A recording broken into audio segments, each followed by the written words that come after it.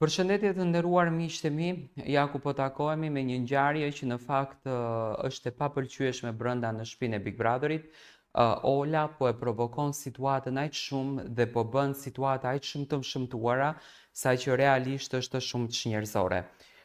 Dua me patjetër ta komentoj një moment i cili ka ngritur shumë pikpyetje, një moment i cili ka treguar një pjesë shumë të keqe të Olës, por njëkohësisht edhe të inatit të Gjestit, ku Gjesti e ndjen veten shumë të provokuar nga Ola. Me një kabull të gjatë, me një kabull të gjatë të rrymës,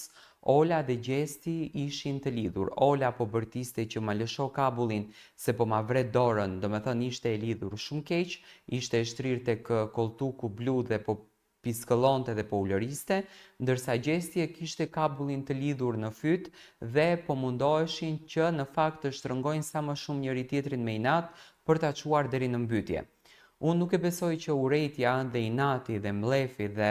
xhelozia e krijuar për të fituar një lojë duhet jetë kaq e madhe sa që të mendojmë deri në vrasjen e njëri tjetrit. Sot unë pash një skenë shumë të tmerrshme, një skenë shumë të neveritshme që Ola në asnjë mënyrë nuk po lishon pe, por Gjesti mundohej që ta bën situatën që në dhomën e rrëfimit ta thret vllau i madh Olën, edhe pse e pa vllau i madh që Gjesti nuk ishte fajtori i të gjithë ngjarjes. Valbona i thonte Gjestit që lëshohej sepse kjo mundohet që të bëj dramën dhe mundohet që të fitoj prajmin me gjëra të këtilla, me skena të shëmtuara në shtëpi, ku njëkohësisht edhe Gerta e gjykon të Gjestin për veprimet që ai të cilat i bën, që janë të pamoralshme dhe janë çnjerëzore. Në fakt, unë dua të komentoj këtë ngjarje, sepse është një ngjarje që mua më tronditi, teksa banorët kishin shtruar mëngjesin e ditës verës dhe po mundoheshin që të nisin ditën me shumë dashuri, me lule, me pozitivitet, do me thënë Gjesti, dhe Ola po grindeshin të lidhur me një kabull të gjatë, nuk e di se ku e kishin marrur atë kabullin dhe po bënin drama brenda shtëpisë. Pa marrë parasysh si Gjesti dhe Ola nuk duhet bëjnë veprime të këtilla, sepse japin mesazhe shumë të këqija jashtë.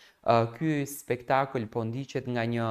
audiencë shumë e gjerë, sidomos nga fëmijët, sidomos nga të rriturit, dhe provokimet nuk duhet të shkojnë deri në masën e mbytyjes. Unë jam shumë i bindur që Gjesti nuk është fajtori i kësaj situatës, duke i njohur zemrën dhe shpirtin e Gjestit. Gjesti asnjëherë nuk bën një veprim të tillë dhe asnjëherë nuk bën një reagim të tillë që të del nga vetja e tij në mënyrë njerëzore. Por Ola këto veprime, këto reagime i ka bërë në shtëpinë e Big Brotherit dhe në fakt ndjelli një lloj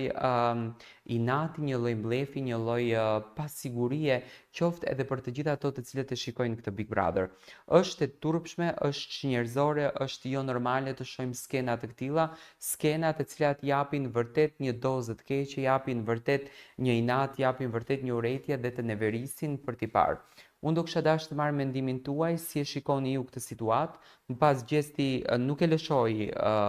kabullin, vazhdoi inati, vazhdoi mlefi, do të thënë vazhdoi urrëtia dhe banorët filluan të krijojnë diskutime dhe dinamika brenda në shtëpi, ku sa po ishin zgjuar banorët nga gjumi. Provokimet ndaj Gjestit janë të pamëshirshme, si nga ana e produksionit që provokon me xhenetën, ashtu edhe nga banorët brenda, mundohen që të bëjnë gjithçka që ta nxjerrin Gjestin nga vetja, që Gjesti të bën gabimet të cilët ato presin që ai do t'i bënë.